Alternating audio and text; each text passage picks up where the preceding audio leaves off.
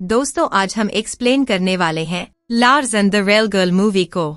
आज की कहानी उन लोगों के लिए है जो अपनी जिंदगी के हर मोड़ पर खुद को तन्हा पाते हैं। लाखों की भीड़ में भी उन्हें अकेलापन महसूस होता है। लार्स नाम का एक आदमी उन्हीं लोगों की तरह है, बहुत ही शांत स्वभाव का, लेकिन उसे ज्यादा किसी से बोलचाल करना पसंद नहीं। अंदर ही अंदर उसे कोई चीज हर दिन खाई जा रही है। उसका एक बड़ा भाई है जिसकी शादी गजा नाम की लड़की से हो चुकी है। आज वह उसे लंच पर इनवाइट करने के लिए भी आती है, तो लार्स पक्का वादा करता है कि वह जरूर आएगा। इसके बाद वह हर रोज की तरह चर्च चला जाता, जहां वह बड़े ही ध्यान से प्रेयर को सुन रहा था। इसके बाद वह एक बूढ़ी लेडी की मदद भी करता है, जो उसे सलाह देती है कि अब उसे कोई लड़की ढूंढकर उसके साथ जिंदगी बितानी चाहिए। लार्स मुस्कुरा देता है। दरअसल इस टाउन में सभी एक दूसरे को जानते हैं। और बात रही लार्स की अकेलेपन की, तो इसे सुधारने के लिए उसके भाई और भाभी ने काफी कोशिश की है, आज भी कर रहे हैं, पर शायद लार्स का दिल ही नहीं करता यह सब करने का। इसी वजह से जब मार्गो नाम की लड़की, जो उसे पसंद करती है, उससे बात करने आती है, तो वह हर बार की तरह नजरअंदाज करके चला जाता है और अपने घर में कुछ इस तरह घुसता है जैसे कि उसने गजा से कोई वादा ही ना किया हो। उसके ऐसे बर्ताव से वह काफी परेशान थी, लेकिन वहीं जॉन, जो उसका बड़ा भाई है, उसने उसके साथ बचपन बिताया है और उसे अच्छे से पता है कि लार्स किस तरह का शख्स है। अगले दिन हम उसे ऑफिस में देखते हैं, जहां उसका कलीग भी उसे सलाह देता है कि उसे मार्गो के साथ डेट पर चले जाना चाहिए। इस दौरान मार्गो भी आती है, लेकिन हर बार की तरह लार्स उसे एक बार फिर नजरअंदाज कर देता है, जिससे बेचारी का दिल टूट जाता है। इसे देखकर उसके साथी भी उसे सलाह देते हैं कि अगर तुम्हें लड़कियां पसंद नहीं, तो तुम्हें एक मानव गुड़िया खरीद लेनी चाहिए। वह तुम्हारी जरूरतों को भी पूरा कर देगी और तुमसे कोई शिकायत भी नहीं करेगी। काम से वापस आते समय गजा लार्स का घर के बाहर इंतजार कर रही थी। वह आज किसी भी तरह उसे अपने घर लाना चाहती थी खाने के लिए। वहाँ हम देख सकते हैं कि कैसे लार्स बेचैन हो रहा है इस घर से बाहर निकलने के लिए। जॉन उसे देखकर कहता है कि ऐसे ही हमारे डैड भी थे, लार्स भी उन्हीं पर गया है। जैसे तैसे करके उसने खाना खत्म किया और जाने लगा।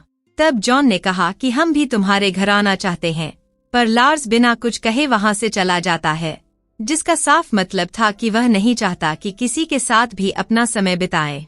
अब कहानी 6 महीने आगे बढ़ जाती है। इस बीच हम देखते हैं कि लार्स के घर में एक पैकेज आया है, जिसे वह अपने घर पर रखवा लेता है और खुद ऑफिस से जल्दी घर लौट आता है। फिर वह सारी खिड़कियां और दरवाजों को बंद करता है और खुद को किसी दूल्हे की तरह सजाता है, जैसे कि आज उसकी शादी हो। यहाँ तक कि वह ब्रश भी करता है। कुछ देर बाद जॉन के घर की बेल बजती है। वह बाहर जाता है और देखता है कि वहाँ लार्स खड़ा है। उसे काफी हैरानी होती है, क्योंकि आमतौर पर लार्स ऐसे कभी बुलाने पर भी नहीं आता। आज बिना बुलाए वह कैसे आ गया? इतने में वहाँ गजा आती है और वह बताता है कि आज वह एक लड़की से मिलकर आया है। वह चाहता है कि जॉन और गजा भी उससे मिलें। यह सुनकर दोनों ही बहुत खुश होते हैं, क्योंकि यही तो वह चाहते थे। पर लार्स उन्हें फिर बताता है कि वह चल नहीं पाती, इसलिए वह उसे व्हील चेयर पर लेकर आया है। दरअसल वे इंटरनेट पर मिले। वह भी मेरी तरह ही पूरी तरह धार्मिक है। यह सुनकर जॉन बहुत खुश था, इसलिए वह तुरंत कहता है कि ठीक है, तुम उसे लेकर आओ, हम लोग तैयारी करते हैं। कुछ समय बाद लार्स उस लड़की को लेकर आता है और जब दोनों उसे देखते हैं तो अपनी आंखों पर यकीन नहीं कर पाते। वह असल में एक गुड़िया थी, जी हाँ, जिसे लार्स एक मानव लड़की बता रहा था। दोनों यह देखकर काफी हैरान थे कि कैसे लार्स उस गुड़िया को एकदम इंसान की तरह ट्रीट कर रहा था, उससे बातें कर रहा है, उसके बारे में उन्हें बता रहा है, जो देखकर जॉन को गुस्सा आ जाता है। वह किचन में जाकर खूब चिल्लाता है, पर गजा आकर उसे समझाती है कि आज वह इतने सालों के बाद बिना बुलाए हमारे घर आया, इसी बहाने कम से कम वह आया तो सही। कुछ समय साथ में बिता लो। शायद अकेलेपन के कारण उसकी दिमागी हालत कुछ ठीक नहीं है, इसलिए उसने यह सब किया। हम उसे कल डॉक्टर के पास लेकर जाएंगे, पर आज तुम नॉर्मल हो जाओ। जॉन मान जाता है और फिर सभी लोग डिनर करते हैं, जहां लार्स उस डॉल, जिसका नाम उसने हैना रखा है, उसकी प्लेट में भी खाना लाता है, खुद के भी।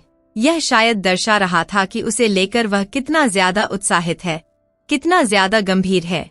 लेकिन कहीं न कहीं उसे यह भी एहसास है कि वह एक डॉल है, इसके बाद वह उसे वहीं जॉन के घर ही सुला देता है और फिर गजा से कहता है कि प्लीज अपने कुछ कपड़े इसे दे देना। असल में हैना अपना सामान एयरपोर्ट पर ही भूल आई है। अब सब कुछ शांत हो जाने के बाद सबसे पहले वे दोनों उस डॉल की ब्रांडिंग को चेक करते हैं, वह कहाँ से आई है। तब उन्हें पता चलता है कि असल में इसे एक ऑनलाइन साइट से ऑर्डर किया गया था। तभी लार्स कह रहा था कि वह हैना से इंटरनेट पर मिला। अब आज की रात जो कुछ भी हुआ उसे सोचकर जॉन को तो नींद ही नहीं आ रही थी। उसे यकीन ही नहीं हो पा रहा था कि उसके भाई ने ऐसा कुछ किया है। सुबह होने पर वे लोग डॉक्टर के पास जाने के लिए निकलते हैं, जहां पहुंचकर सभी लोग लार्स को ही देख रहे थे, उसके अजीब से बर्ताव को भी, क्योंकि वह सभी के सामने ही हैना से बात कर रहा था, जो देखकर उन सभी को लगता है कि शायद यह बंदा सच में पागल है।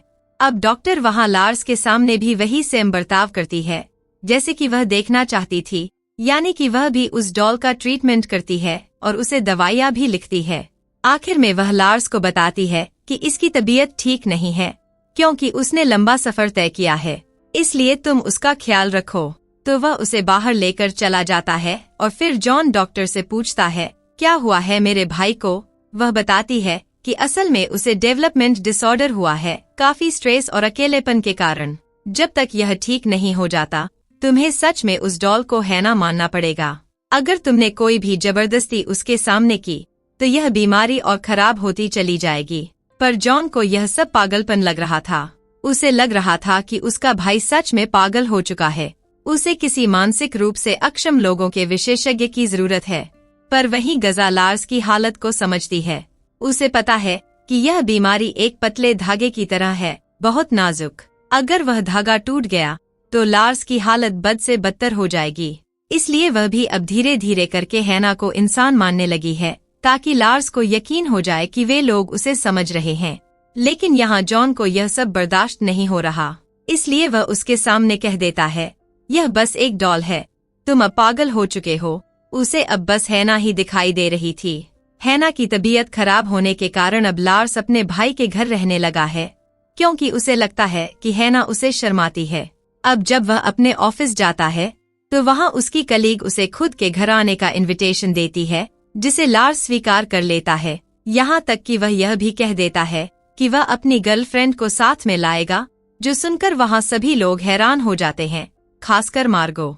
उसे तो यकीन नहीं हो रहा था कि जो उसने सुना वह सच है या फिर नहीं। वहीं टाउन में गजा काफी औरतों से इस बारे में बात करती है और लार्स की स्थिति का मजाक न उड़ाने को कहती है, क्योंकि वह बीमार है। जॉन भी ऐसा ही करता, जिससे वहाँ के लोग मान जाते हैं। वे पूरा परिवार की तरह रहते थे और उसका साथ देने के लिए सभी तैयार थे। अब लार्स भी हैना को लेकर हर जगह जाने लगता है। एक दिन जब वह चर्च में होता है तो सभी लोग हैना के प्रति उसके व्यवहार को देखकर हैरान थे कि वह इतना सच कैसे हो सकता है। पर सभी को यह भी पता है कि वह बीमार है, इसलिए वे काफी सामान्य व्यवहार करते हैं। एक बूढ़ी लेडी तो हैना को लेकर फूल भी देती है, एक गेस्टर के तौर पर, जो देखकर लार्स को काफी खुशी होती है। अब एक दिन वह अपने भाई से कहता है कि मैं हैना को लेकर वहाँ जा रहा हूँ, जहाँ हम बचपन में जाया करते थे अपने डैड के साथ, वही लेक साइड। वहाँ पहुंचकर वह हैना से अकेले में काफी बातें करता है, उसके साथ अपने सुख दुख बांटता है, जैसे हर कोई अपनी पसंदीदा इंसान के साथ बांटता है। वह भी उसे सब बता रहा था कि कैसे वह सबसे अलग है, लेकिन जब से वह उसकी जिंदगी में आई है सब कुछ बदल गया है। वहीं घर पर हम जॉन को देखते हैं, जो कि लार्स की बीमारी के बारे में सोच रहा था। वह अपने कलीग को भी बताता है, जो सुनकर हैरान था। इसके बाद अब गजा और जॉन दोनों ही हैना का ख्याल रखने लगते हैं, जैसे कि उन्होंने उससे वादा किया था। वे उसे नहलाते धुलाते और अपने साथ बैठाते हैं। अब वादे के मुताबिक लार्स उसे लेकर फिर से अगले हफ्ते चेकअप के लिए जाता है, जहां डॉक्टर हैना को चेक करती है और कहती है कि अब वह धीरे धीरे ठीक हो रही है।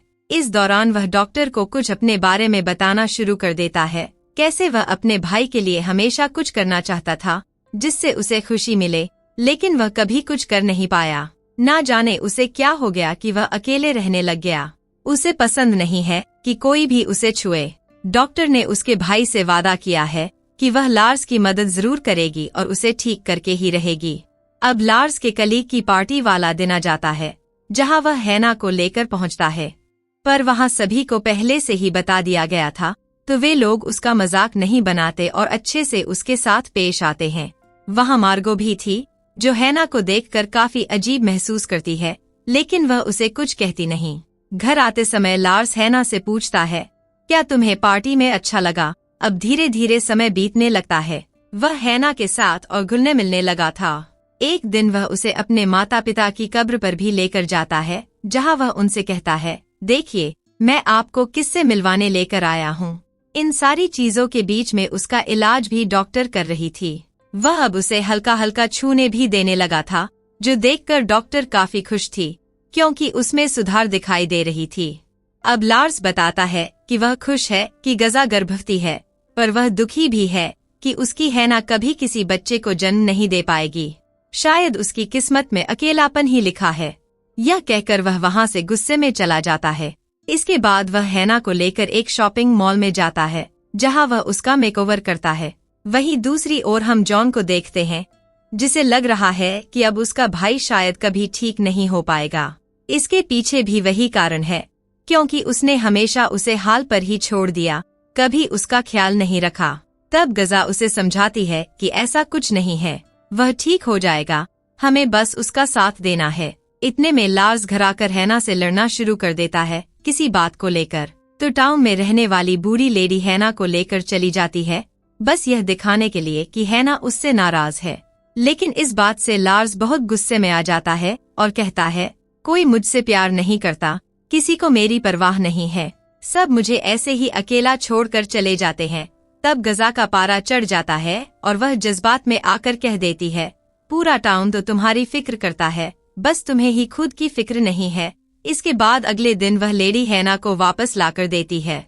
कुछ ही दिन बाद हम देखते हैं कि मार्गो ने ऑफिस में एक नए आदमी से दोस्ती कर ली, जो देखकर लार्स को ठीक नहीं लगता, पर वह कुछ कहता नहीं और ऐसा जताता है कि उसे फर्क नहीं पड़ रहा है।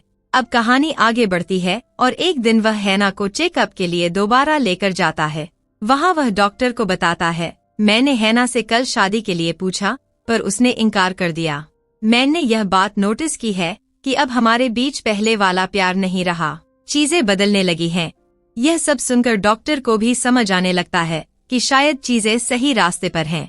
उसे सच और झूठ में अब फर्क पता चल रहा है। इधर घर पर लार्स अपने भाई से भी सलाह लेता है, तो वह कहता है, अब तुम बड़े हो गए हो, तुम्हें खुद के फैसले खुद ही लेने होंगे।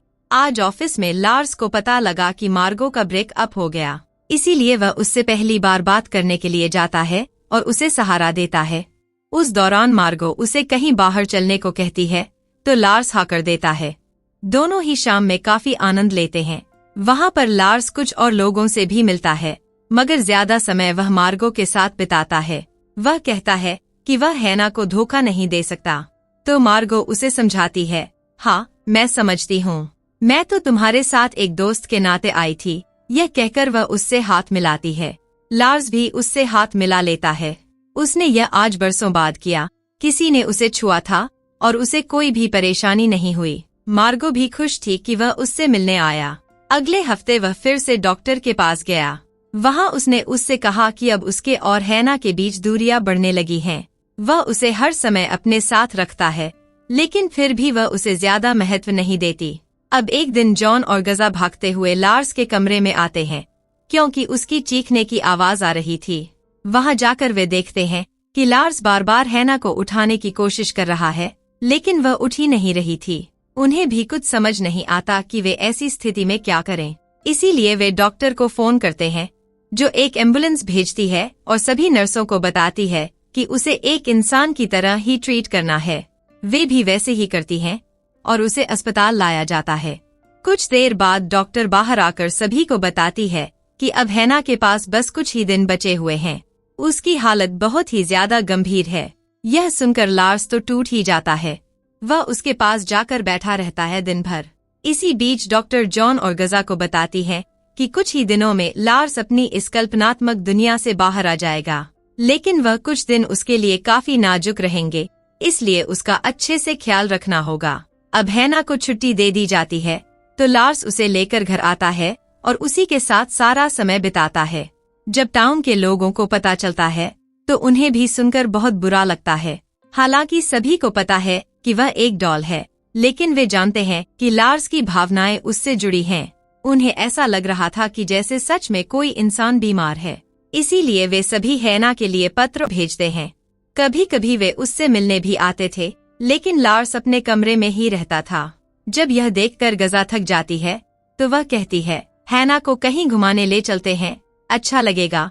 तो वह मान जाता है और फिर सभी लोग लेक साइड जाते हैं। वहाँ लार्स आसमान की ओर देखकर कहता है, शायद वह समय आ गया है। वह हैना को पहली बार चूमता है और फिर उसी के साथ उसकी मृत्यु हो जाती है। यह देखकर जॉन की आंखों में आंसू आ जाते हैं। भले ही वह कोई इंसान नहीं थी, लेकिन जिस तरह से लार्स ने उसका ख्याल रखा, उसे अपना समय दिया, वह कोई आम इंसान तो बिल्कुल नहीं कर सकता। टाउन के चर्च में उसका अंतिम संस्कार रखा जाता है, जिसमें सभी लोग शामिल होते हैं। सभी को एहसास था कि वह बस एक डॉल नहीं थी, बल्कि उनके लिए एक सीख थी कि हमेशा अपने आसपास के लोगों से बात करें, उनके साथ समय बिताएं, क्योंकि दुनिया में लार्स जैसे भी लोग हैं जो अकेलेपन का शिकार होकर कुछ ऐसे कदम उठा लेते हैं जिन्हें कभी ठीक नहीं किया जा सकता। कहानी के आखिर में वह मार्गो से डेट पर चलने के लिए पूछता है और वह हाँ कर देती है। अब धीरे धीरे उसकी जिंदगी सही रास्ते पर जा रही है। तो इसी के साथ यह कहानी यहीं पर खत्म होती है।